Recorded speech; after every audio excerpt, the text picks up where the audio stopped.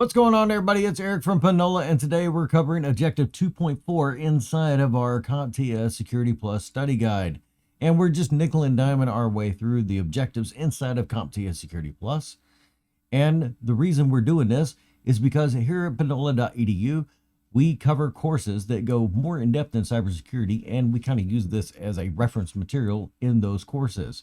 Now, in Objective 2.4, we're summarizing authentication and authorization design concepts. And this is covered inside of Chapter 8 of our Security Plus study guide, which I have here on the screen, which is where we're pulling everything from. Also, I do want to point out these are the ISBNs for this book, and we're still in 601 until I get the 701 update material. First and foremost, what is identity? Well, identity is the account itself, and this can apply to a group account as well. We're basically making sure that the person logging in is who they say they are, and the group that's logging in is the group that they say they are. Now, we can have many individual accounts associated to a group, but at the end of the day, one individual account, one person. And we need to verify that that account goes to that person. Now, this is inside of an organization and not necessarily with the stuff like Gmail or anything like that, because we know people can make mini burner Gmail accounts. But we're thinking in terms of enterprise security. So is that individual verified within our organization? Are they on a roster? Do we verify their employment?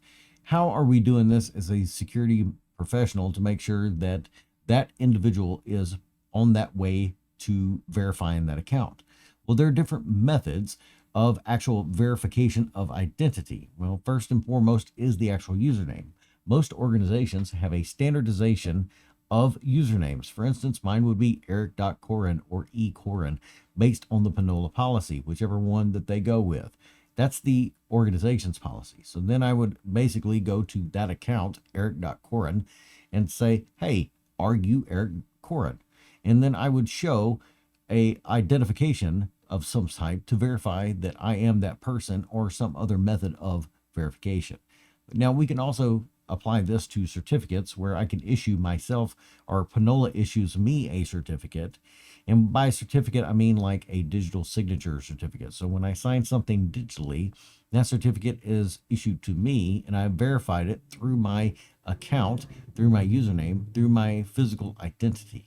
And we can implement tokens. Now, these are physical devices with a certificate on it, and starting to fall out of practice because in favor of something else we're going to talk about here in a minute called smart cards.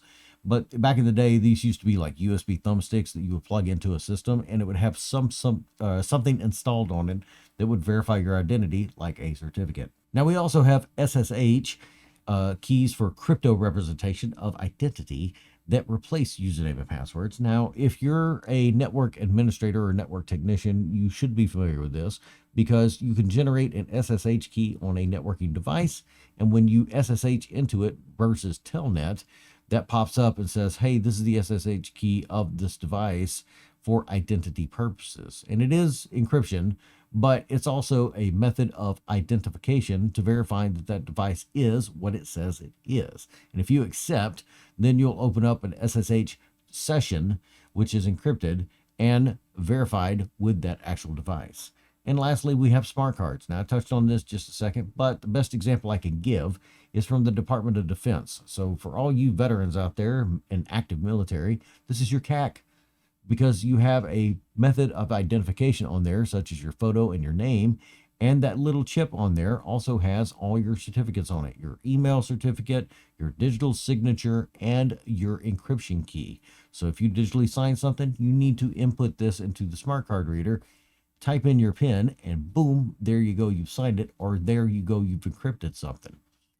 Now, this also ties into the ways that we prove authentication and authorization. Now, those two sound familiar, and we need to make sure that we understand the difference between authentication and authorization.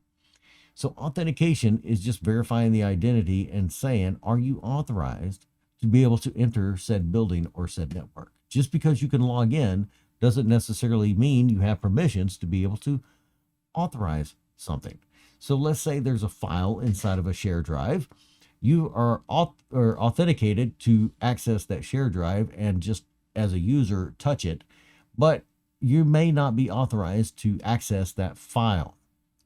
So you've authenticated into the system, you need authorization. So those are set by security permissions, and they could be based on the individual, they can be based on the group, and they can be configured even further. And some of the ways that we do this is the Challenge Handshake Authentication Protocol, or CHAP. Now, this is a server dedicated for that authentication and authorization. And the CHAP server sends a challenge to the client. The client sends a response back, and if the CHAP server accepts it, then that connection is complete, and we are authenticated and authorized to be on that network or service or whatever the case may be. Versus the Password Authentication Protocol, or PAP, and this is where it's in the name and uses a password to authenticate. So, and usually used for point-to-point authentication. So you're accessing a system that doesn't necessarily need a username and password. It just needs a password to access the system. And the best way I can describe this is password protected files. So let's say you get a zip file or a PDF that needs a password in order to access it. This would be an example of password authentication protocol, where you just use a password to be able to open it up. It's not necessarily asking for your identity. That's implied in the fact that you have the password to be able to do that. And then we have 802.1x, which is the same as, kind of in the same realm of what we're talking about, but on the network side of the house. And so this is a network access control standard, where we use something like MAC addresses to figure out if we're going to allow a networking device on the actual network itself. And this can be controlled from an individual device like a router, or it can be controlled from an actual server itself. And different servers use these methods of authentication, like a Radius or a TechX Plus, which is a Cisco proprietary, and within a domain environment with Kerberos for a Windows Active Directory domain. And we'll get more into Kerberos later. I've got that on my hit list of things to really dive into. This also needs to incorporate, for that better security world that we live in today, multi-factor authentication. And there are 3 pillars of multi-factor authentication that we can incorporate to make sure that we've tightened our security grip on authentication. Who we are, what we have, and what we know. And you can easily use 2 of the 3 to tighten down on access to a particular system. So something we are is us. That'd be like a biometric or a retina scan or some fingerprint or something along those lines. What we have would be like a smart card or some kind of physical certificate or key, let's say key into a building, and then something we know, which is a password.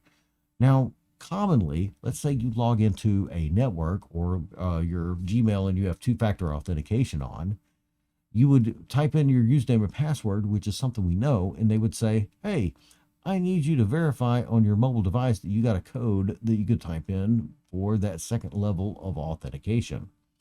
Well, okay, you type that in, and that's something we have now, and because you have your mobile device with you, and you type that that password or code in or something like that, and then you've been 2-factor authenticated, and using 2 out of the 3 of that multi-factor realm is that 2-factor authentication. Now, we're going to wrap this up with one-time passwords. It could be that you're trying to log into a system and the password changes every so often. Let's say you're trying to log in to a game server or something like that, and the password changes every 60 seconds. This is a one-time password, and your access to that password is dependent upon who controls the release of the password. Now, I want to wrap up by going over authentication and authorization one more time. Authentication is being able to simply just log into the network. Authorization comes down to, are you allowed to see said contents? So one is access into the building, and the other one is access into the individual room itself. All right, like and subscribe, follow, leave a comment below. Let me know how I'm doing as we trek our way through the objectives of Security Plus. Definitely check out the other things going on here at panola.edu. Like I said, we have the cybersecurity, networking, and intro to digital forensics, but we have a lot of courses that are online that may be right for you. Hope you enjoyed this one, and I will see you in the next.